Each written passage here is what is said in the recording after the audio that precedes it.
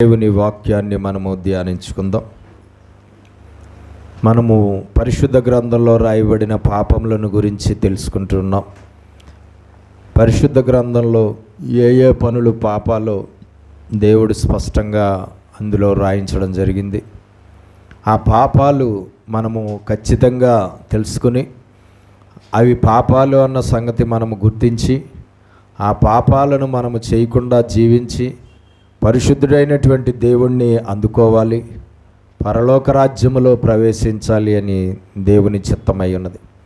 కాబట్టి మన జీవితాల్లో ప్రతి పాపము గురించి పరిపూర్ణ అవగాహన మనం కలిగి ఉండి ఆ పాపాల జోలికి వెళ్లకుండా ఆ పాపాలు మన జీవితాల్లో లేకుండా చూసుకోవడం అనేది మనము ఖచ్చితంగా చేయవలసినటువంటి పని. దేవుని వాక్యంలో నుండి ఒక మాట చదువుదాం. హెబ్రీలకు రాసిన పత్రిక 6వ అధ్యాయం 4 నుంచి 8 వచనాల వరకు చదువుదాం. హెబ్రీలకు రాసిన పత్రిక 6వ అధ్యాయం 4 నుంచి 8 వచనాలు. బైబిల్లో ఉన్న వారందరూ తెరిచి చూడాల్సిందిగా కోరుచున్నాను.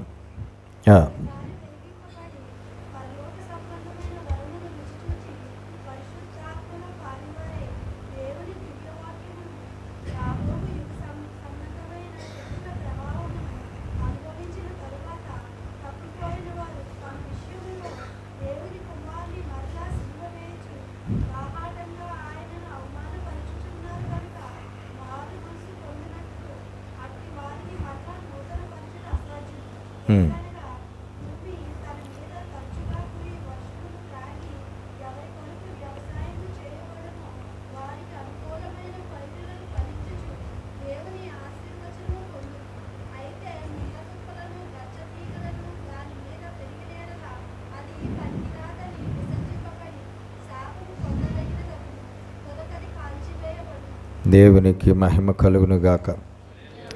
హెబ్రీలకు రాసిన పత్రిక 6వ అధ్యాయము 4 నుంచి మనం చదివితే దేవుణ్ణి తెలుసుకుని దేవుని చేత వెలిగించబడి దేవుని ఆత్మతో నింపబడి దేవుని వాక్యాన్ని నేర్చుకుని దేవుని వాక్యంలో ప్రయాణము చేసి దేవుని మార్గంలో ప్రయాణము చేసి ఆ తర్వాత దేవునిలో నుండి తప్పిపోయినటువంటి వారి గురించి ఇక్కడ రాయబడి, దేవునిని విసర్జించిన వారుగా ఎవరైతే ఉంటారో, దేవుని మార్గంలో నుండి బయటికి వచ్చేసిన వారుగా ఎవరైతే ఉంటారో, దేవుని వాక్యానుసారమైన జీవితంలో నుండి పూర్తిగా వాక్యానికి వ్యతిరేకమైన జీవితంలోనికి వెళ్ళిపోయిన వారు ఎవరైతే ఉంటారో, ఆయన్ని కాకుండా ఆయన్ని మరలా పూర్తిగా విడిచిపెట్టేసి ఆయన్ని కాకుండా వేరొకరిని పూజించేవారుగా సేవించేవారుగా ఎవరైతే ఉంటారో, ఆయన మార్గంలో నుండి తప్పిపోయిన వారి గురించి రాయబడిన మాటలు.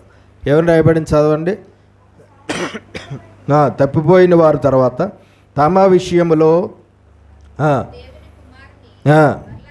ఆ విధంగా తప్పిపోవడం ఏంటట? దేవుణ్ణి కుమారుణ్ణి మరలా సిలువ వేయడము. దేవుణ్ణి కుమారుణ్ణి మరలా సిలువ వేయడం. కాబట్టి ఆ విధంగా దేవుని మార్గంలో కొంతకాలం ప్రయాణం చేసి తర్వాత తప్పిపోవడం అనేది జరిగితే అది పాపము. దేవుని మార్గంలో కొంతకాలం ప్రయాణం చేసి తర్వాత దేవుణ్ణి విడిచిపెట్టేస్తే అది పాపం. దేవుణ్ణి తెలుసుకుని దేవుణ్ణి నమ్మి దేవుణ్ణి అంగీకరించి దేవుడి మందిరానికి వెళ్ళి దేవుని నామంలో బాప్తిసాలు తీసుకుని దేవుడి యందు భయభక్తులు కలిగి కొంతకాలం ప్రార్థనా జీవితం కలిగి పాటలు పాడి ఆరాధించి దేవుణ్ణి సేవించి కూటాలు పెట్టుకుని దేవుణ్ణి మార్గంలో మనం ప్రయాణం చేసి ఆ తర్వాత ఏ కారణాల చేతైనా అవ్వచ్చు, ఏ కారణం చేతైనా సరే మనము ఒకవేళ దేవుణ్ణి విడిచిపెట్టేస్తే, దేవుణ్ణి మరలా మనం సేవించడం మానేస్తే, దేవుణ్ణి విసర్జిస్తే, దేవుని మందిరానికి వెళ్ళడం మానేస్తే, దేవుణ్ణి కాకుండా వేరే వారిని దేవుళ్ళుగా పూజించడం మొదలు పెడితే, దేవుని ఆజ్ఞలను అనుసరించకుండా దేవుని వాక్యానికి విరోధమైన జీవితాన్ని జీవిస్తే, దేవునిలో నుండి తప్పిపోయినటువంటి వారి గురించి రాయబడింది. అది పాపము. ఆ విధంగా తప్పిపోవడం పాపము. ఆ విధంగా తప్పిపోయిన వారు ఏం చేస్తున్నారట? దేవుని కుమారుణ్ణి ఏం చేస్తున్నారట? మరలా సిలువ వేస్తున్నారు. దేవుని కుమారుడు మన కొరకు ఒక్కసారే సిలువ వేయబడాలన్నది దేవుని చిత్తము. దేవుని చిత్త ప్రకారంగా మన కొరకు ఆయన ఒకసారే రావడం జరిగింది, సిలువ వేయబడడం జరిగింది, మరణించి తిరిగి లేవడం, మనకి రక్షణ నిత్యజీవం అనుగ్రహించడం కూడా జరిగింది. కానీ ఎవరైతే మరలా దేవునిలో నుండి తప్పిపోయి మరలా ఆయన్ని సిలువ వేస్తారో అది ఘోరమైన పాపముగా ఎంచబడుతున్నది. దేవుని దృష్టికి అది ఘోరమైన పాపముగా ఎంచబడుతుంది. చదవండి వేచు.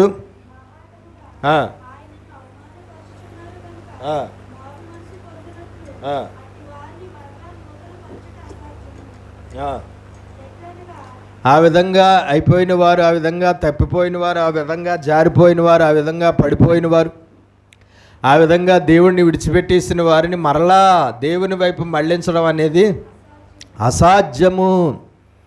మరలా వారిని దేవుడి వైపు మళ్ళించడం అనేది అసాధ్యము. ఎట్టి పరిస్థితుల్లోనూ అది జరిగే పని కాదు. కాబట్టి వాళ్ళు పాపులుగా మారిపోయారు. ఆ పాపులుగా మారిపోయిన వారు మరలా పరిశుద్ధులుగా మారడం, మరలా దేవుడి రాజ్యానికి వారసులయ్యేలాగా దేవుడి వైపు తిరగడం అనేది అసాధ్యము. కాబట్టి వారు ఆ విధంగా ఉండి చనిపోతారు. ఆ విధంగా ఉన్నప్పుడు, వారు చనిపోయినప్పుడు వారు ఎవరి కింద ఎంచబడతారు?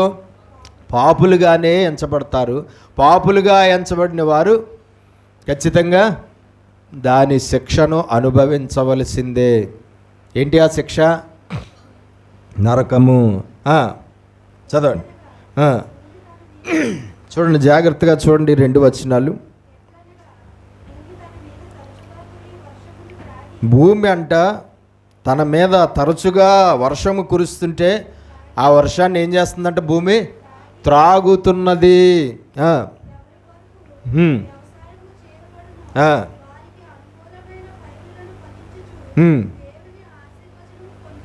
ఎవరి కొరకు వ్యవసాయము చేయబడునో వారికి అనుకూలమైన పైరులను ఫలించుచు.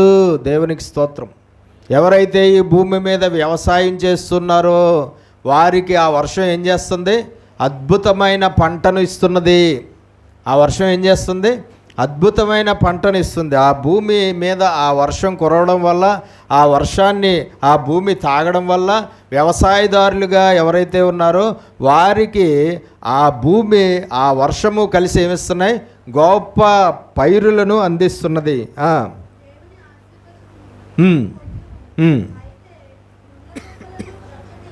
అయితే అన్న మాట అక్కడ చాలా ముఖ్యమైన మాట. అయితే ముండ్ల తుప్పలను ఆ భూమి మీద ఏం పెరిగిన ఎడ్ల? ముండ్ల తుప్పలు, గచ్చ తీగలు దాని మీద పెరిగిన ఎడల అది పనికి రానిదని విసర్జించబడి. దేవునికి స్తోత్రాలు చెల్లిద్దాం. 2 చేతులు పైకెత్తి హల్లెలూయా. ఏంటి ఆ మాట అర్థం చెప్పండి? 8వ వచనం యొక్క మాట అర్థం చెప్పగలరా? ఏంటండి? అయితే ముండ్ల తుప్పలను, గచ్చతీగలను దాని మీద పెరిగిన ఎడల. దేని మీద? భూమి మీద ముండ్ల తుప్పలు, గచ్చ తీగలు దాని మీద పెరిగిన ఎడల దేవునికి స్తోత్రం కలుగునుగాక. అప్పుడు ఏమవుతుందట? అది పనికిరానిదని విసర్జించబడి, అప్పుడు ఆ భూమి ఏమవుతుందట? పనికిరానిది. ఈ భూమి పని చెయ్యదు. వ్యవసాయదారుడికి ఈ గచ్చ పొదలు, ఆ ముళ్ళ పొదలు ఎక్కడైతే మొలిచాయో ఆ గచ్చ పొదలు, ముళ్ళ పొదలు మొలిసినంత మేరకు ఆ భూమి వ్యవసాయదారుడికి పని చేయదు అని చెప్పి వ్యవసాయదారుడు ఏం చేస్తాడట? దాన్ని విడిచిపెట్టేస్తాడు, దాన్ని కాల్చివేస్తాడు. అది శాపితమైనదైపోయింది, అది విసర్జించబడింది. అలాగే మనం కూడా ఒకవేళ ముండ్ల పొదలు, గచ్చ పొదలు మన ఆత్మీయ జీవితంలో పెరిగి మనము కూడా ఖచ్చితంగా దేవుణ్ణి మనలా విడిచిపెట్టేసి లేదంటే మన జీవితంలో కూడా ముండ్ల పొదలు గచ్చ పొదలు పెరిగి మనం దేవుని కుమారుణ్ణి సిలువ వేసి మనం దేవునిలో నుండి దేవుని మార్గం నుండి తప్పిపోయిన వారంగా ఉంటే కనుక ఖచ్చితంగా వ్యవసాయదారుడైనటువంటి దేవాది దేవుడికి మనము పనికి రాని వారమైపోతాము. ఖచ్చితంగా అక్కడ శపితమైనటువంటి వారిగా ఎంచబడతాము అని మనం తెలుసుకోవాల్సింది. దేవునికి స్తోత్రం కలుగునుగాక. హల్లెలూయా. శాపగ్రస్తులము అయిపోతాము. దేవుని ఆశీర్వాదం మనకి దొరుకుతున్నది, దేవుని కృప దొరుకుతున్నది, దేవుని వాక్యం దొరుకుతున్నది, దేవుని మార్గం దొరుకుతున్నది, దేవుని యొక్క కార్యాలు దొరుకుతున్నాయి, దేవుని జ్ఞానం దొరుకుతున్నది. అన్నీ కూడా ఈ భూమి మీద నివసిస్తున్న మనకు దేవుడి యొద్ద నుండి కావలసినవన్నీ కూడా, రక్షణ పొందడానికి కావలసినవన్నీ కూడా దొరుకుతున్నవి. నిత్య జీవాన్ని పొందుకోవడానికి కావలసినవన్నీ కూడా దొరుకుతున్నవి. పరలోక రాజ్యంలో ఆయన దగ్గరికి వెళ్ళి ఆయనతో కలిసి నివసించడానికి కావలసినవన్నీ కూడా ఈ భూమి మీద ఉండగా మనకు దేవుడి ద్వారా దొరుకుతున్నవి. ఒకవేళ అవన్నీ మనకు దొరుకుతున్నా సరే మనము ఫలించకుండా, అవన్నీ మనకు దొరుకుతున్నా సరే భూమిగా ఉన్న మనము ఫలించకుండా, వ్యవసాయదారుడు కావలసిన పంటను ఇవ్వకుండా మనము ఒకవేళ గచ్చ పొదలు, ముండ్ల తీగలు, గచ్చ పొదలు మొలిస్తే మన జీవితంలో ఖచ్చితంగా శాపగ్రస్తులం అయిపోతాం. ఖచ్చితంగా అది పాపము. ఖచ్చితంగా ఆ పాపానికి శిక్ష ఏంటి? అగ్నిగుండము. ఆ పాపానికి శిక్ష ఏంటండి? అగ్నిగుండము అన్న సంగతి మనము తెలుసుకోవాల్సిన అవసరం ఉంది. కాబట్టి ఎట్టి పరిస్థితుల్లోనూ అలా జరగడానికి వీలు. అది పనికిరానిదని విసర్జించబడి శాపము పొందదగినదగును, తుదకది కాల్చివేయబడును. కాబట్టి మన జీవితాల్లో తుదక ఏం జరగాలి అంటే, లాస్ట్కి ఏం జరగాలి? మన జీవిత ముగింపులో ఏం జరగాలి? పరలోకం వెళ్ళి నిత్య జీవాన్ని పొందుకోవడం అనేది జరగాలి. మనం ఎక్కడికి వెళ్ళాలి? పరలోకం వెళ్ళి నిత్య జీవాన్ని పొందుకోవడం అనేది జరగాలి. నరకానికి వెళ్ళి కాల్చివేయబడడం అనేది జరగకూడదు. మన ముగింపు నరకానికి వెళ్ళి అక్కడ కాల్చివేయబడడం అనేది జరగకూడదు. ఒకవేళ నరకానికి వెళ్ళి కాల్చివేయబడడం అనేది ఎప్పుడు జరుగుతుందట? మన జీవితంలో ముండ్ల పొదలు, గచ్చ తీగలు మొలిస్తే కనుక. దేవునికి స్తోత్రం కలుగునుగాక. కాబట్టి ఎట్టి పరిస్థితుల్లోనూ దేవుడిలో నుండి తప్పిపోవడం అనేది కరెక్ట్ కాదు, అది మంచిది కాదు. అది దేవుని దృష్టికి ఘోరమైన పాపము, ఘోరమైన శాపం మనకి దాని ద్వారా వస్తుంది. ఎట్టి పరిస్థితుల్లో నుండి తప్పిపోవడం అనేది జరగడానికి వీల్లేదు. కొంతకాలం నమ్ముకున్నారు, కొంతకాలం దేవుని సన్నిధికి వెళ్ళారు, మందిరానికి వెళ్ళారు, దేవుణ్ణి పూజించారు, సేవించారు, ఆరాధించారు, భయభక్తులు ఉంచారు, చాలా గొప్పగా చేశారు.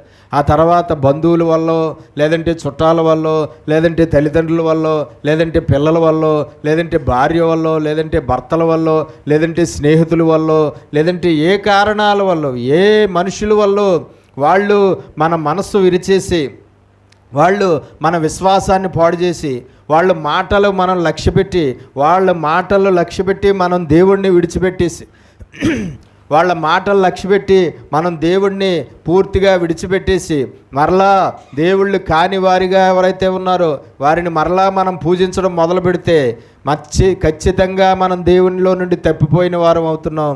ఖచ్చితంగా మనము శాపగ్రస్తులం అయిపోతున్నాం. ఖచ్చితంగా కాల్చివేయబడడం అనేది జరుగుతుంది చివరికి. దేవునికి స్తోత్రం కలుగునుగాక. హల్లెలూయా. ఏ కారణాల చేత మనం దేవుణ్ణి విడిచిపెట్టడానికి వీల్లేదు. ఏ కారణాల చేత దేవుని విసర్జించడానికి వీల్లేదు. దేవుని మార్గంలోకి వచ్చిన తర్వాత ఆ దేవుని మార్గంలోనే చివరి వరకు ప్రయాణం చేస్తే మనం రక్షించబడతాం తప్ప, దేవుని మార్గంలో నుండి మరలా మధ్యలో వెనక్కి తిరిగిపోతే, మధ్యలో దేవుని మార్గంలో నుండి పక్కకి వెళ్ళిపోతే ఎట్టి పరిస్థితుల్లోనూ మనం గమ్యస్థానమైన పరలోకానికి చేరుకోలేము. చేరుకోకపోగా ఏమైపోతాం? కాల్చివేయబడతాము. ఏమవుతామండి? కాల్చివేయబడతాము. దేవునికి స్తోత్రం. కాబట్టి ఏ మాత్రము కూడా అలా జరగకుండా చూసుకోవాలి. అది ఘోరమైన పాపము. హెబ్రీయులకు రాసిన పత్రిక 10వ అధ్యాయం 26 నుంచి చదవండి. 10, 26 నుంచి 29 వరకు.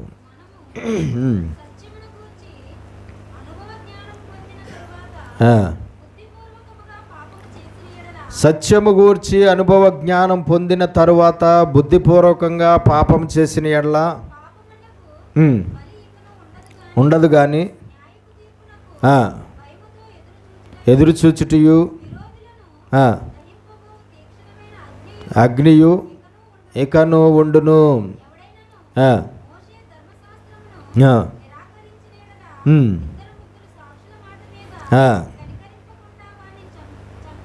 చంపించుదురు.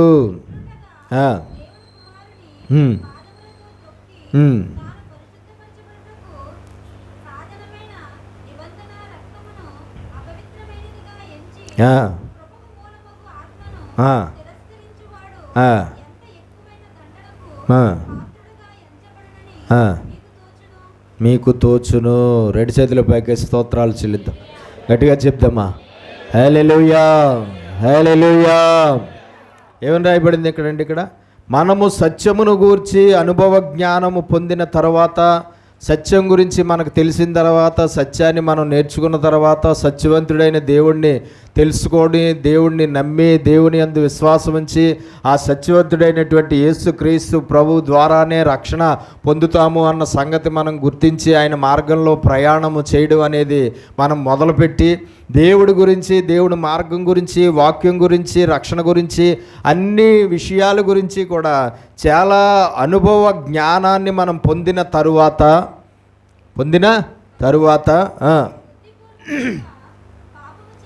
బుద్ధిపూర్వకముగా పాపము చేసిన ఎడల, బుద్ధిపూర్వకంగా పాపము చేసిన ఎడల, దేవుడిని నమ్ముకున్న తర్వాత, దేవుని మార్గంలోకి వచ్చిన తర్వాత, దేవుడి మందిరానికి వెళ్ళిన తర్వాత, దేవుడి వాక్యాన్ని మనము ఎరిగి దేవుని ప్రార్థనలో గడుపుతూ, దేవుని ఆత్మతో నింపబడుతూ, దేవునితో సహవాసం కలిగి జీవిస్తూ, దేవుని యొక్క అనుభవ జ్ఞానాన్ని మనం పొందుకున్న తర్వాత, మనము బుద్ధిపూర్వకంగా తెలిసే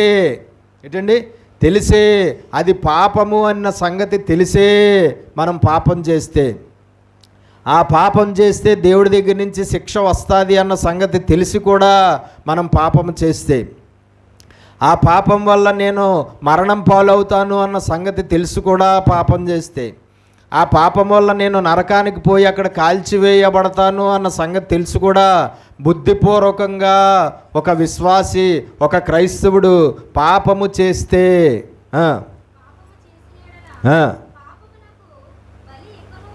ఇక ఆ పాపానికి ఎట్టి పరిస్థితుల్లోనూ పరిహారం ఇక ఉండదు. ఆ పాపానికి ఇక ప్రాయశ్చిత్తం ఉండదు. ఆ పాపానికి ఏ మాత్రమూ కూడా ఇంకా బలి ఉండదు. యేసుక్రీస్తు ప్రభు ద్వారా ఏ తీర్పు అయితే తీర్చబడతాదో, ప్రతి ఒక్కరికి వారి వారి క్రియలను బట్టి తీర్పు తీర్చే తీర్పు కోసం ఆడు ఎదురు చూడడం, అతడి పాపాన్ని బట్టి అతడికి ఏ శిక్ష విధించడం న్యాయమో, ఆ న్యాయవంతుడైన దేవుడు ఆ శిక్ష విధించే సమయం వచ్చే వరకు ఆ తీర్పు కొరకు ఎదురు చూడడం.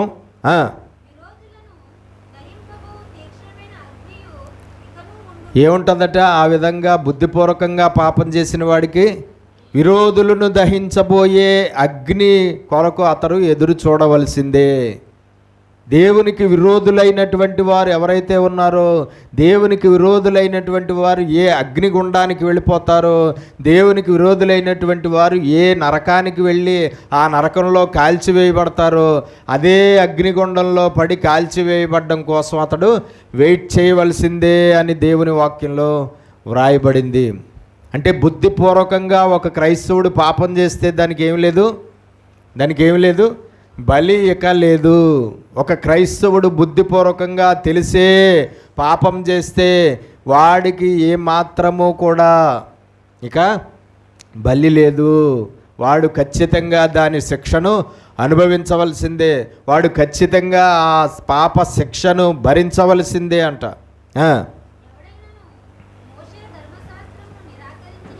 చూడండి, ఇశ్రాయేలీలకు ధర్మశాస్త్రాన్ని ఇచ్చాడు మోషే ద్వారా దేవుడు. ఒకవేళ ఇశ్రాయేలీలలో ఎవడైనా మోషే ద్వారా వారికి అనుగ్రహించబడినటువంటి, దేవుడి ద్వారా వారికి ఇవ్వబడినటువంటి ధర్మశాస్త్రమును నిరాకరించిన ఎడల, ధర్మశాస్త్రాన్ని నిరాకరించిన ఎడల అంటే ఏంటి? ఒక ఇశ్రాయేలీయుడు దేవుడు ఇచ్చిన ధర్మశాస్త్రంలో ఉన్న ఆజ్ఞలను, కట్టడలను, విధులను నిరాకరించిన ఎడల, అంటే ఆ దేవుని ధర్మశాస్త్రాన్ని వాడు వ్యతిరేకించిన ఎడల, లేదంటే ఆ ధర్మశాస్త్ర ప్రకారంగా అతడు జీవించిన ఎడల, ఆ ధర్మశాస్త్రంలో ఉన్న ఆజ్ఞలను, కట్టడలను, విధులను ఉల్లంఘించిన ఎడల ఇద్దరు ముగ్గురు సాక్షులు, ఇద్దరు ముగ్గురు ఇశ్రాయేలీయులు, ఇద్దరు ముగ్గురు దేవుని ప్రజలు వీడు దేవుని ధర్మశాస్త్రాన్ని నిరాకరించాడు అని సాక్ష్యం చెప్తే, వీడు దేవుడి ధర్మశాస్త్రాన్ని అనుసరించటం లేదు అని వారిద్దరు ముగ్గురు వాడిని చూసిన వారు, వాడు దేవుని ధర్మశాస్త్రాన్ని నిరాకరించిన విధానాన్ని చూసిన వారు ఇద్దరు ముగ్గురు సాక్ష్యం చెప్తే, కనికరింపకుండా వాణ్ణి చంపించుదురు, కనికరించకుండా వాణ్ణి చంపించుదురు. దేవునికి మహిమ కలుగునుగాక. హల్లెలూయా. ఏం చేస్తారట? ధర్మశాస్త్రం ఉన్న కాలంలో ఏంటి, ఒకవేళ ఎవడైనా ధర్మశాస్త్రాన్ని నిరాకరిస్తే, ఆడు ధర్మశాస్త్రాన్ని ఉల్లంఘించి ప్రవర్తిస్తున్నాడని ఇద్దరు ముగ్గురు చూసిన వారు సాక్ష్యం చెప్తే, కనికరం అనేది లేకుండా వాడిని రాళ్లతో కొట్టి చంపేయాలి. కనికరం లేకుండా వాడిని రాళ్లతో కొట్టి చంపేయాలి. దేవునికి స్తోత్రం కలుగునుగా.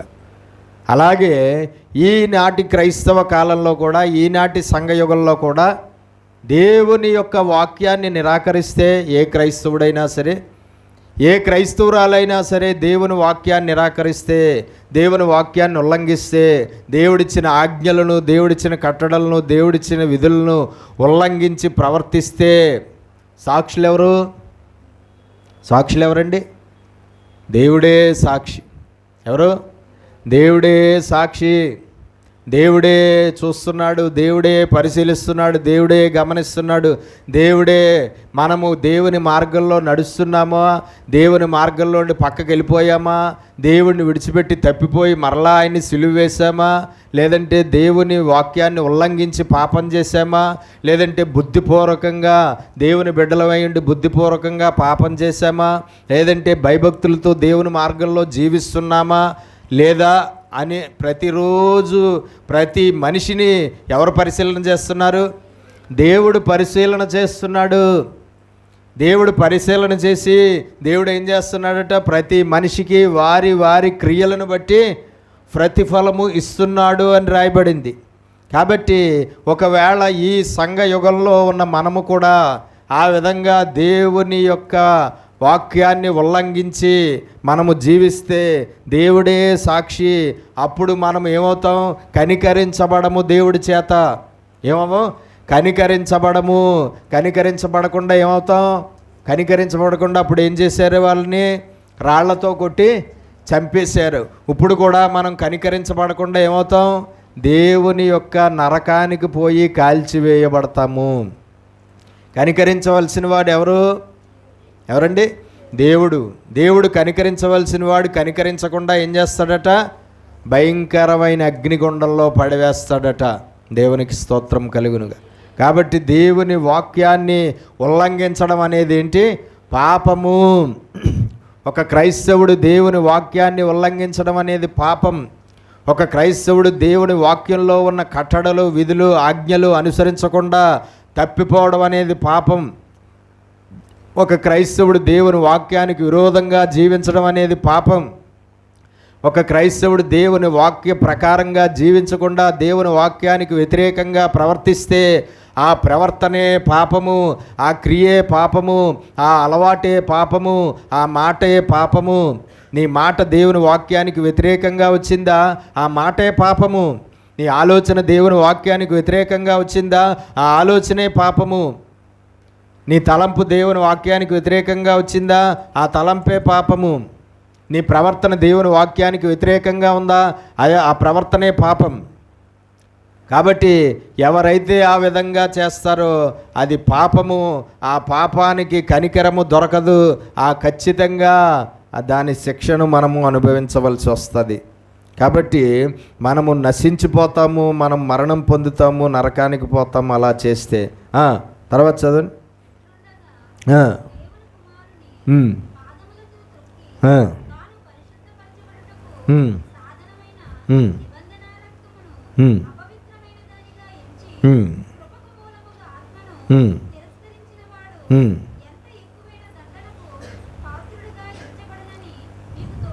ఇట్లుండగా దేవుని కుమారుణ్ణి అనగా యేసుక్రీస్తు ప్రభువుని పాదములతో తొక్కి తాను పరిశుద్ధపరచబడుటకు సాధనమైన నిబంధన రక్తమును అపవిత్రమైనదిగా ఎంచి ఆ మనిషిని పవిత్రుడిగా చేసే ఆ యేసుక్రీస్తు ప్రభువుని తిరస్కరించి ఆ మనిషిని అతని పాపముల నుండి కడిగివేసే ఆయన శిలువ రక్తం ఏదైతే ఉందో నిబంధన రక్తం, పవిత్రమైన రక్తం, ఆ రక్తాన్ని అపవిత్రమైనదిగా ఎంచి కృపకు మూలమగు ఆత్మను తిరస్కరించిన వాడు దేవుని పరలోకానికి వెళ్ళడానికి చాలా ప్రాముఖ్యంగా మనలో ఉండి మనల్ని దేవుని మార్గంలో చనిపోయే వరకు నడిపించి మనం చివరికి రక్షణ పొందుకునేలాగా మనకు సహాయపడుతున్నటువంటి ఆ పరిశుద్ధాత్మను తిరస్కరించిన వాడు ఎంత ఎక్కువైన దండనకు పాత్రుడుగా ఎంచబడునని మీకు తోచును.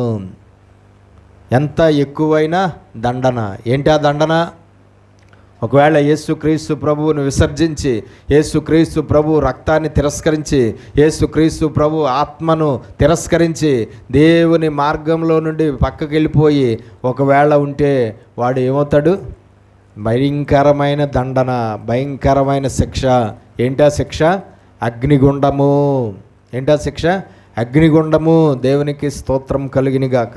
చూడండి, దేవుణ్ణి అస్సలు అంగీకరించకుండా, ఆయన మార్గంలోకి రాకుండా, ఆయన వాక్య ప్రకారంగా జీవించకుండా, ఆయన రక్తముతో తన పాపాలను కడుక్కోకుండా, దేవుని వలన నీతిమంతుడు అవ్వకుండా, తన పాపాలని జన్మతాహ చనిపోయే వరకు కర్మతాహ తన జీవితంలో ఎన్నో పాపాలు చేసి అవిశ్వాసిగా పాపిగా చివరికి చనిపోయినవాడు అంత భయంకరమైన దండన.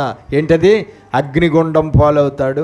అలాగే దేవుని మార్గంలోనికి మధ్యలో వచ్చి యేసుక్రీస్తు ప్రభువుని తన జీవిత కాలంలో మధ్యలో యేసుక్రీస్తు ప్రభువుని తెలుసుకుని దేవుని వాక్యాన్ని ఎరిగి దేవుణ్ణి సేవించి దేవుని ఆత్మతో నింపబడి దేవుడి గూర్చిన అనుభవ జ్ఞానం పొందుకుని ఆ తర్వాత ఏ కారణం చేతో మళ్ళా దేవుణ్ణి విడిచిపెట్టేసి, ఏ కారణం చేతో దేవుడిని విసర్జించేసి, ఏ కారణం చేతో దేవుడిని పూజించడం మానేసి, ఏ కారణం చేతో దేవుడి మందిరానికి వెళ్ళడం మానేసి, ఏ కారణం చేతో దేవునికి ప్రార్థన చేయడం మానేసి, ఏ కారణం చేతో దేవుని మార్గంలో ప్రయాణం చేయడం మానేసి, ఆయన ఆజ్ఞలను అనుసరించి జీవించడం మానేసి, ఆయన వాక్యానికి ఆయన ఆజ్ఞలకు వ్యతిరేకంగా ప్రవర్తిస్తూ దేవుణ్ణి కాకుండా దేవుళ్ళు కాని వారిని పూజిస్తూ ఒకవేళ ఆ మనిషి చనిపోతే, అలాగా మళ్ళా తప్పిపోయి ఆ తర్వాత అతడు చనిపోతే అప్పుడు కూడా ఏం జరుగుతుంది? ఎంత ఘోరమైన దండన అతడికి వస్తుందో. అదేంటి? నరకము. దేవునికి స్తోత్రం కలుగునుగా. ఈ మార్గంలోనికి రాకుండా చనిపోయినా నరకమే, ఈ మార్గంలోకి వచ్చి మళ్ళా మధ్యలో ఈ మార్గాన్ని విడిచిపెట్టి తర్వాత చనిపోయినా ఏంటి? నరకమే. కాబట్టి మనం తెలుసుకోవాల్సింది ఏంటంటే, దేవుని వాక్యాన్ని ఉల్లంఘించి జీవించడం ఏంటి? పాపము. దాని శిక్ష భయంకరంగా ఉంటుంది అన్న సంగతి మనం తెలుసుకోవాలి. 12వ అధ్యాయం 14 నుంచి 17 వచనాలు చదవండి.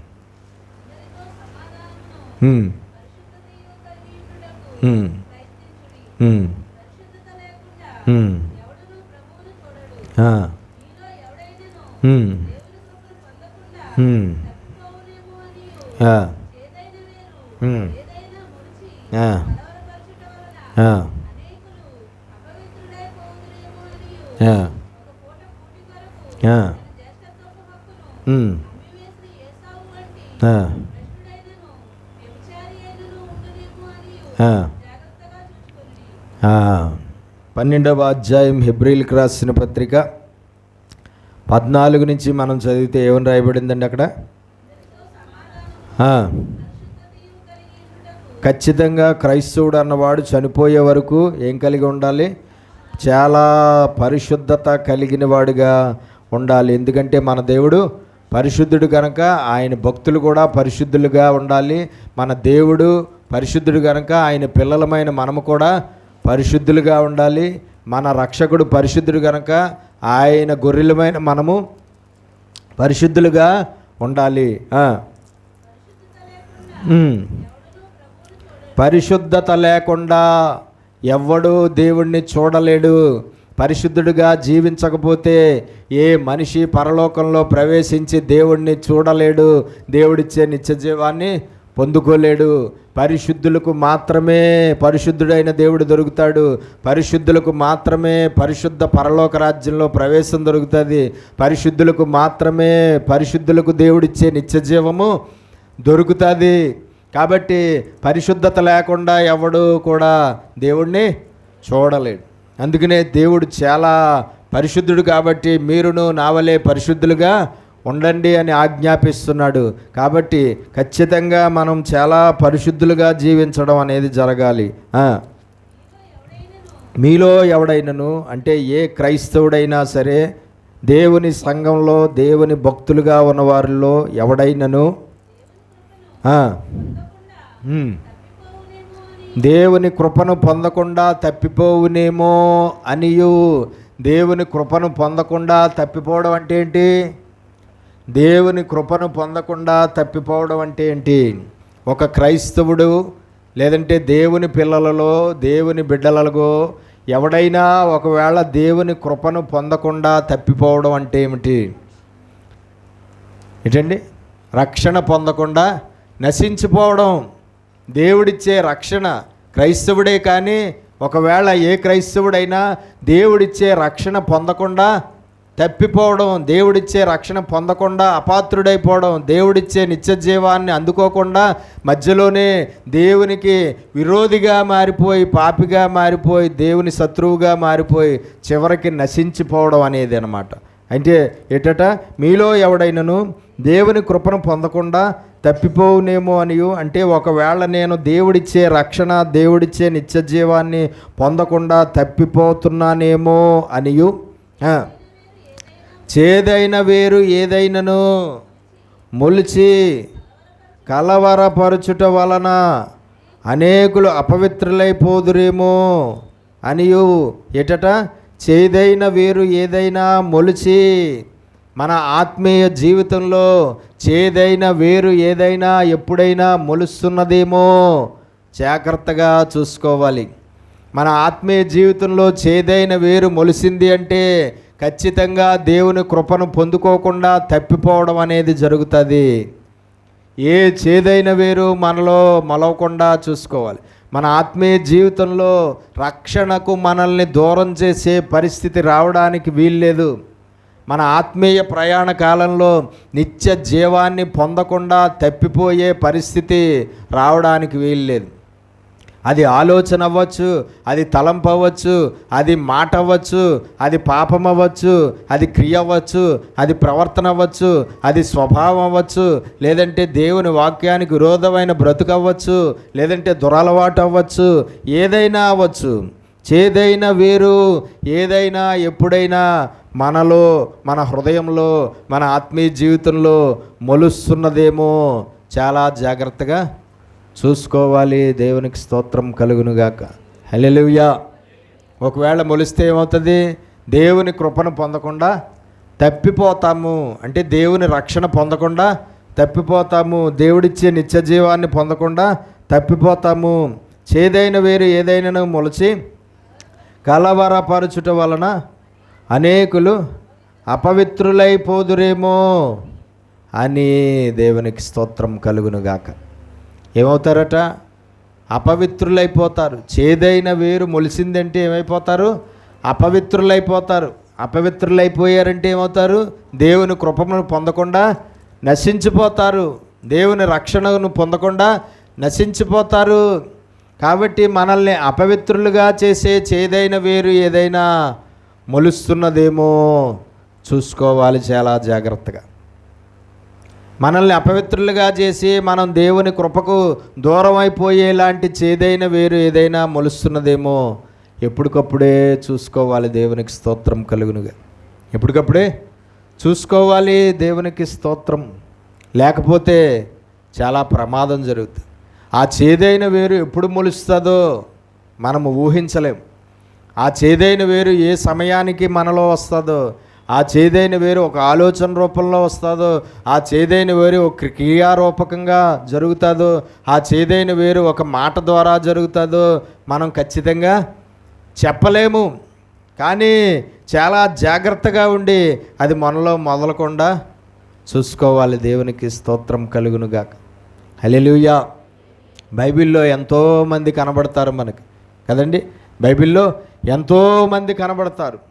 మంచి మంచి ప్రవర్తన, మంచి అభిషేకం, మంచి విశ్వాసం, మంచి దేవుని మార్గంలో ప్రయాణము చేసి తర్వాత కొన్ని రోజుల తర్వాత, కొంతకాలం తర్వాత, కొన్ని సంవత్సరాల తర్వాత ఏదో చేదైన వేరు మొలిసి తర్వాత దేవుని కృపను పొందుకోకుండా తప్పిపోయిన వారు బైబిల్లో ఎంతమంది ఉన్నారు? ఎంతమంది ఉన్నారు? బోల్డ్ మంది ఉన్నారు. బైబిల్లో ఎంతమంది ఉన్నారు? ఎంతోమంది మనకు కనబడుతూ ఉన్నారు. దేవునికి స్తోత్రం కలుగునుగా. చూడండి, సౌలు ఉన్నాడు మహారాజు. సౌలు జీవితంలో అదే జరిగింది. సౌలు జీవితంలో అదే జరిగింది కదా. దేవుని చేత ఎన్నుకోబడ్డాడు, దేవుని చేత ప్రేమించబడ్డాడు, దేవుని దృష్టిలో పడ్డాడు, దేవుడి చేత రాజుగా అభిషేకించబడ్డాడు, దేవుని ఆత్మ చేత నింపబడ్డాడు, దేవుని ఆత్మ అభిషేకం బలముగా దిగి రావడం, అలాగే నూతన మనస్సు, కొత్త మనస్సు అతడు పొందుకోవడం, మహారాజు అవడం, మహారాజుగా పరిపాలన చేయడం కదా. మహారాజుగా పరిపాలన చేయడం అంతా బాగానే జరిగింది. కానీ చివరికేం జరిగింది? భ్రష్టుడైపోయాడు. దేవుని కృపను పొందుకోకుండా నశించిపోయాడు, తప్పిపోయాడు. దేవుని ఆశీర్వాదాన్ని అందుకోలేకపోయాడు, దేవుని దీవెనను పొందుకోలేకపోయాడు. మధ్యలో ఏమైంది? చేదైన వేర్లు ఒకటి కాదు, చాలా మొలిసాయి. చేదైన వేర్లు చాలాయే మొలిసాయి. దేవుడు ఆజ్ఞను ఉల్లంఘించాడు. మొత్తం శత్రువులందరినీ, మహారాజుతో సహా, పశువులతో సహా, మనుషులతో సహా మొత్తం శత్రువులందరినీ నరికిపాడే నిర్మూలన చేసే అంటే ఏం చేశాడు? అప్పుడే చేదైన వేరు మొలిసింది. అప్పుడే ఏం చేశాడండి? రాజుగారిని చంపలేదు. అలాగే కొన్ని మంచి బలమైన పశువులుగా ఏవైతే ఉన్నాయో వాటిని కూడా దేవుడికి బలి ఇవ్వడానికి పనిచేస్తాయి కదా అని చెప్పి రావడం జరిగింది. దేవునికి స్తోత్రం కలుగునుగా. అదేమైంది? దేవుని దృష్టికి పాపముగా ఎంచబడింది. అప్పుడే రాజ్యాన్ని నీ చేతిలో నుండి తీసివేస్తున్నాను అని దేవుడు చెప్పేశాడు. అప్పుడేం చేశాడండి? రాజ్యాన్ని తీసివేస్తున్నాను అని చెప్పేశాడు. విషపు చూపు ఎవరి మీద వచ్చింది? చేదైన వేరు దావీదు మీద విషపు చూపు వచ్చింది. దావీదు మీద అసూయ వచ్చింది. దావీదుని చంపేయాలన్న చేదైన వేరు హృదయంలో మొలిసింది. దావీదుని చంపేయడానికి ప్రయత్నాలు ఎన్నోసార్లు అతడు చేశాడు. అదేంటి? చేదైన వేరు. దేవునికి స్తోత్రం.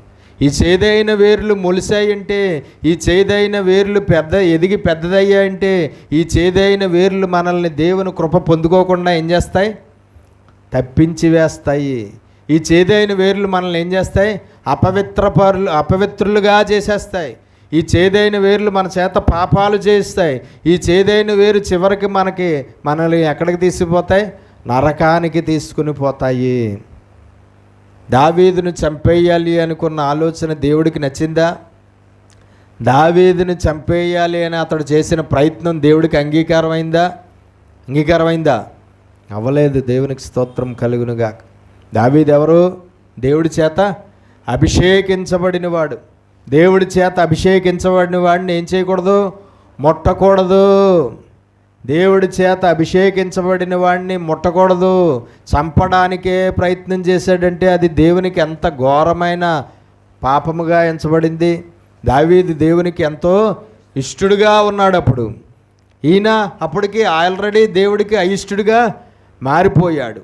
అయిష్టుడిగా మారిపోయిన వాడు మళ్ళా ఇష్టడుగా మారడానికి ప్రయత్నం చేయలేదు, కానీ ఇంకా దేవుడికి అయిష్టుడిగా మారిపోయేలాగా అతడు ప్రవర్తించాడు.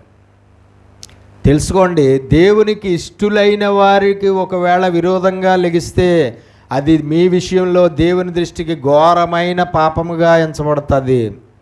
దేవునికి ప్రియమైన వారు, దేవునికి ఇష్టులైన వారు, దేవుని చేత అభిషేకించబడిన వారు ఎవరైతే ఉంటారో వారిని ప్రేమించడం అనేది మీకు చాలా ఆశీర్వాదకరమైన పని. ఒకవేళ ఏ కారణం చేతైనా వారిని ద్వేషించడం అనేది జరిగితే అది ఆ మనుషులకి శాపంగా మారిపోతుంది. ఆ మనుషులకి అది శాపంగా మారిపోతుంది. ఆ మనుషుల విషయంలో అది దేవుని దృష్టికి పాపంగా కనబడుతుంది. ఏంటి పాపం? దేవునికి ఇష్టమైన మనిషిని ద్వేషించడమే నువ్వు చేసిన పాపము. దేవునికి ప్రియుడుగా ఉన్నవాడిని ద్వేషించడమే నువ్వు చేసిన పాపం. దేవుడికి అంగీకారంగా ఉన్నవాడిని ద్వేషించడమే నువ్వు చేసిన పాపం. దేవుని అభిషేకం కలిగిన వాడిని ద్వేషించడమే నువ్వు చేసిన పాపం. వాడిని తిరస్కరించడమే నువ్వు చేసిన పాపం. వాడిని దూషించడమే నువ్వు చేసిన పాపం. వాడికి కీడు చెయ్యాలనుకోవడమే నువ్వు చేసిన పాపం. వాడికి హాని చెయ్యాలనుకోవడమే నువ్వు చేసిన పాపం. వాడికి చెడు చెయ్యాలనుకోవడమే నువ్వు చేసిన పాపం. వాడి గురించి దుష్ప్రచారం చేస్తే అది పాపం. వాడి గురించి అపనిందలు కొండాలు చెప్తే అది పాపం. లేదంటే వాడి గురించి బయట తప్పుగా ప్రచారం చేస్తే అది పాపము. ఏదైనా సరే దేవునికి ఇష్టలుగా ఉన్నవారి జోలికి వెళ్ళకూడదు. దేవునికి ఇష్టలుగా ఉన్నవారి జోలికి వెళ్ళకూడదు. దేవుడు అభిషేకించిన వారి జోలికి వెళ్ళకూడదు. వెళ్ళామా మన గొయ్యి మనమే తవ్వుకున్నట్లు లెక్క. వెళ్ళామా మన అంతటా మనమే నరకానికి పోవడానికి చేస్తున్న పని అది. వారిని ద్వేషించడం, వారిని దూషించడం, వారికి వ్యతిరేకంగా లేవడం, వారి మీద తిరుగుబాటు చేయడం దేనికి? ఎక్కడికి తీసుకెళ్తుంది మనల్ని? నరకానికి తీసుకువెళ్తున్నది. దేవునికి స్తోత్రం కలుగునుగాక. కాబట్టి అతడు జీవితంలో దావీదుని చంపేయాలి అన్న చేదు మరలా ఇంకోటి మొలిసి, అప్పటికే అంతకుముందు ఒకటి మొలిసింది. ఆ తర్వాత మళ్ళా కొన్ని రోజులకి ఇంకో చేదైన వేరు. ఏంటది? దావీదుని చంపేయాలి అన్న. ఆ తర్వాత కొంతకాలానికి కర్ణపిశాచి దగ్గరికి వెళ్ళి విచారణ చేయడం అనే చేదైన వేరు మళ్ళా మొలిసింది. ఎక్కడికి వెళ్ళాడండి? కర్ణపిశాచి దగ్గరికి వెళ్ళి సోది చెప్పేదాని దగ్గరికి, కర్ణపిశాచి దాని దగ్గరికి వెళ్ళి, అప్పటికే ధర్మశాస్త్రంలో ఏముంది ఆజ్ఞ? కర్ణపిశాచి సోదిగాళ్ళ దగ్గరికి, కర్ణపిశాచి దగ్గరికి, ఈ విధంగా చెప్పేవారి దగ్గరికి ఏం చేయకూడదు? వెళ్ళి విచారించకూడదు, వారిని ఆశ్రయించకూడదు, వారి దగ్గర ఏమీ తెలుసుకోకూడదు, వారిని అసలు దేశంలో ఉండనివ్వకూడదు, వారి దగ్గరికి వెళ్ళి విచారణ చేయకూడదు. కానీ నేనేం చేశాడండి? దేవుని ఆజ్ఞను ఉల్లంఘించి, ధర్మశాస్త్రంలో ఉన్న ఆజ్ఞను ఉల్లంఘించి కర్ణపిశాచి దగ్గరికి వెళ్ళి ఏం చేశాడు? దేవునికి స్తోత్రం కలుగును. అది ఒక చేదైన వేరు. ఆ తర్వాత మధ్యలో ఇంకోటి జరిగింది. ఏంటి? సమూయేలు గారు వస్తానన్నాడు. నేను వస్తాను, నేను వచ్చే వరకు వెయిట్ చేయి అన్నాడు. వెయిట్ చేయకుండా ఏం చేశాడు? బలి అర్పించేశాడు. దేవుడికి ఆ కాలంలో బలి అర్పించాలంటే దానికి ఎన్నుకోబడిన వాడు ఎవడు? యాజకుడు. ప్రస్తుతం అప్పటికి రన్నింగ్లో ఉన్నవాడు ఎవరు? సమూయేలు. దేవుడికి ఏ మనిషి అయినా సరే బలి అర్పించాలంటే అది అప్పుడు ఎవరి ద్వారా అర్పించాలి? ఎవరు అర్పించాలి? సమూయేలు అర్పించాలి యాజకుడుగా. అతడు ఉన్నాడు కాబట్టి అప్పటికి. కానీ నేను వస్తాను, నేను వచ్చే వరకు వెయిట్ చేయండి, నేను వచ్చిన తర్వాత బలి అర్పిద్దామంటే సమూయేలు గారు రావడం కొంచెం ఆలస్యమైంది. ఈ లోపల చేదైన వేరు మొలిసేసింది. ఏం చేశాడు? ఆయనే దేవుడికి బలి అర్పించేశాడు కొన్ని పశువులను తీసుకుని. అదేమైంది? పాపముగా ఎంచబడింది. ఒక పాపంతో ఆగదు. పాపం అనేది ప్రారంభమైందంటే ఒక క్రైస్తవుడి జీవితంలో ఆ పాపం ఒక పాపంతో ఆగదు. ఆ పాపం ఇంకో పాపాన్ని చేయిస్తుంది. ఆ పాపం ఇంకో పాపాన్ని చేస్తుంది. ఆ పాపం ఇంకో పాపాన్ని చేస్తుంది. చివరికి పాపాలన్నీ ఎక్కువైపోయి ఎక్కడికి వెళ్తాడు? వాడు నరకానికి పోతాడు. ఎక్కడ పోతాడండి? అది సౌలు లాంటి మహారాజు అయినా అంతే, ఎవరైనా సరే అంతే. దేవునికి స్తోత్రం కలుగునుగాక. కాబట్టి ఇలాగ ఎన్నో చేదైన వేర్లు ఆయా సమయాల్లో అతని జీవితంలో మొలిసి అతన్ని అపవిత్రుడిగా చేశాయి. అతడు దేవుని కృపను పొందకుండా తప్పిపోయేలాగా చేశాయి. చివరికి అతడికి ఏమొచ్చింది? మరణం వచ్చింది. చివరికి ఏమొచ్చింది? మరణం వచ్చింది. దేవుడు ఏమని చెప్పాడు? ఇదిగో ఆ యుద్ధంలో నువ్వు నీ కొడుకులు చావబోతున్నారు. ఏమని చెప్పాడండి దేవుడు? రేపు జరిగే యుద్ధంలో నువ్వు నీ కొడుకులు నీ సంతానం అందరూ కూడా చావబోతున్నారు అని చెప్పాడు. దేవుడు చెప్పినట్లుగానే ఆ యుద్ధంలో మరుసటి రోజు అతడు కొడుకులు ఏమయ్యారు? చనిపోయారు.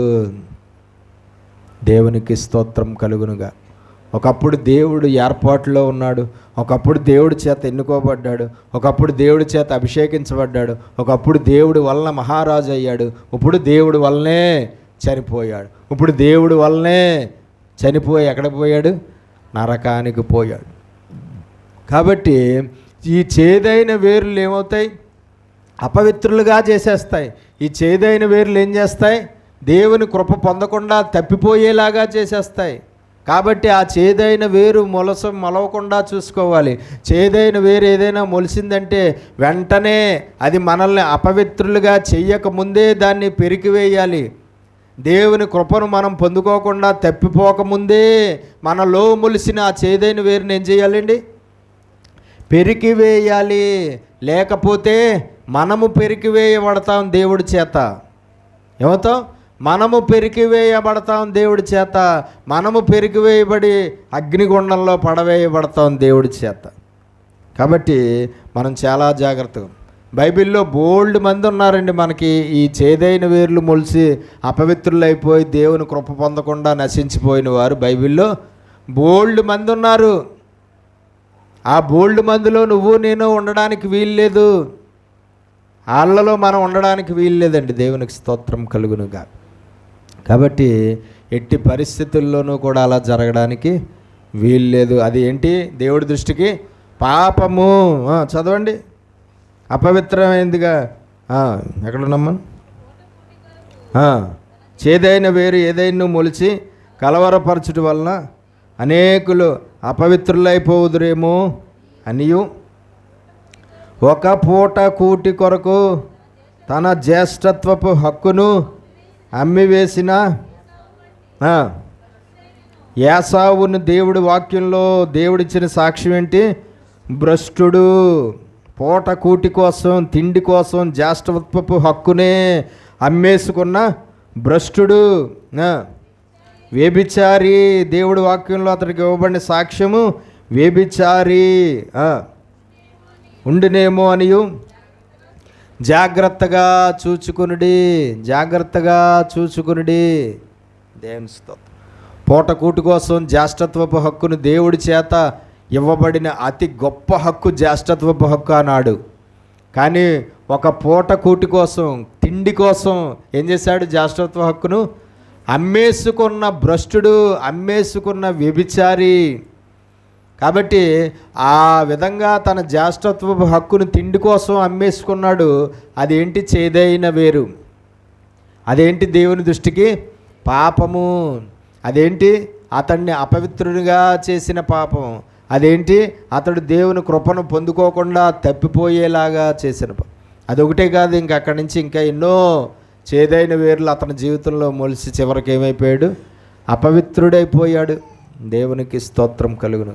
కాబట్టి మనం తెలుసుకోవాల్సింది ఏంటంటే మన జీవితాల్లో మొలవనివ్వకూడదు. మన జీవితాల్లో మొలవనివ్వకూడదు. ఇలాంటి చేదైన వేర్లు మొలిసేలాగా ఎవరు చేస్తారు? దుష్టుడు చేస్తాడు, దురాత్మలు చేస్తాయి, దుష్ట సంబంధులైన మనుషులు చేస్తారు, మన శరీరం చేస్తుంది, మన హృదయము చేస్తుంది. ఇలాంటి చేదైన వేర్లు మనలో మొలిసేలాగా మన హృదయమే చేస్తుంది, మన శరీరమే చేస్తుంది, మన ఆలోచనలే చేస్తాయి, మనుషులు చేస్తారు, దుష్టుడు చేస్తాడు. ఇలాగ మొత్తానికి ఎవరి వల్ల అయినా సరే చేదైన వేరు మలవడానికి వీల్లేదు. దేవునికి స్తోత్రం కలుగునుగా. అది పాపము. అదేంటి? పాపము. చదవండి 13వ అధ్యాయం 7వ వచనం.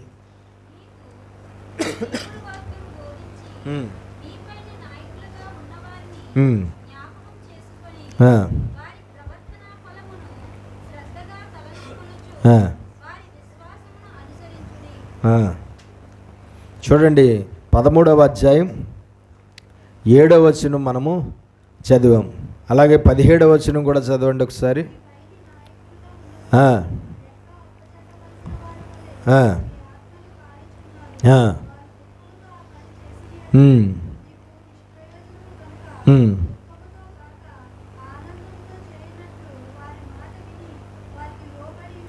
దేవునికి స్తోత్రం కలుగునుగా.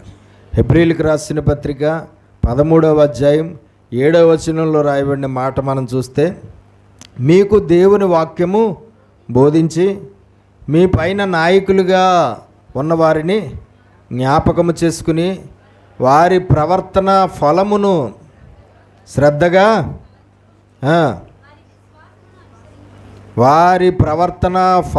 శ్రద్ధగా తలంచుకొనుచు వారి విశ్వాసమును అనుసరించండి. దేవునికి స్తోత్రం కలుగునుగా. ఏం చెప్తున్నాడు ఇక్కడ? ఎవరైతే మీకు దేవుని వాక్యాన్ని బోధిస్తున్నారో, ఎవరైతే మీకు దేవుని వాక్యాన్ని బోధిస్తున్నారో, ఎవరైతే మీ పైన దేవుని వలన నాయకులుగా నియమించబడ్డారో వారి విషయములో దేవుడు చెప్తున్నటువంటి విషయం మనం తెలుసుకోవాలి.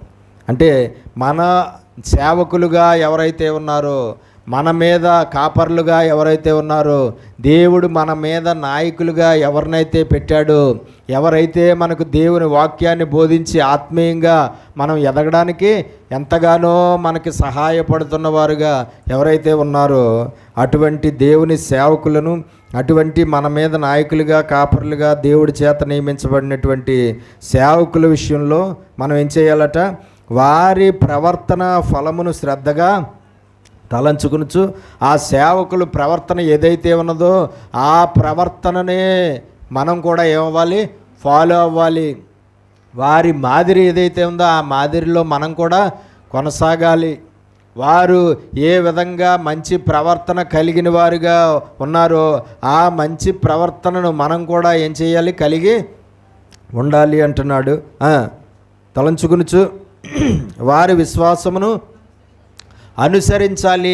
వారిలో ఏ విశ్వాసం అయితే ఉన్నదో, ఏ బలమైన సంపూర్ణ పరిపూర్ణ విశ్వాసం అయితే వారిలో ఉన్నదో అదే విశ్వాసం, అదే సంపూర్ణ విశ్వాసం, అదే బలమైన విశ్వాసం, అదే నిష్కపటమైన విశ్వాసం మనలో కూడా ఉండేలాగా చూసుకోవాలి. అలా కాకుండా ఒకవేళ 17వ వచనం చదవండి.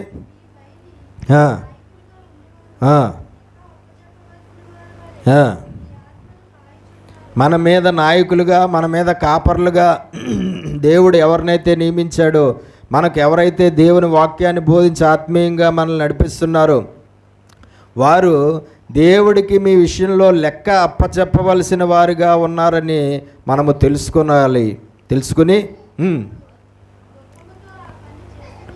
వారు దుఃఖముతో ఆ పని చేసిన ఎడల, ఏ పని? ఆత్మలను కాయుచున్నారు. మన ఆత్మలను కాయుచున్న పని, మనల్ని బోధించి మన ఆత్మీయంగా దేవుని మార్గంలో ప్రయాణము చేసేలాగా చేస్తున్న పని, మనం పరలోకానికి వెళ్ళేలాగా, నిత్య జీవాన్ని పొందేలాగా మనల్ని దేవుని మార్గంలో ఎంతో జాగ్రత్తగా మేపుతూ, ఆ మార్గంలో మనల్ని నడిపిస్తూ, ఆ మార్గంలో మనల్ని జాగ్రత్తగా కాస్తూ ముందుకు తీసుకెళ్తున్నటువంటి వారు ఎవరైతే ఉన్నారో వారు ఆ పని దుఃఖముతో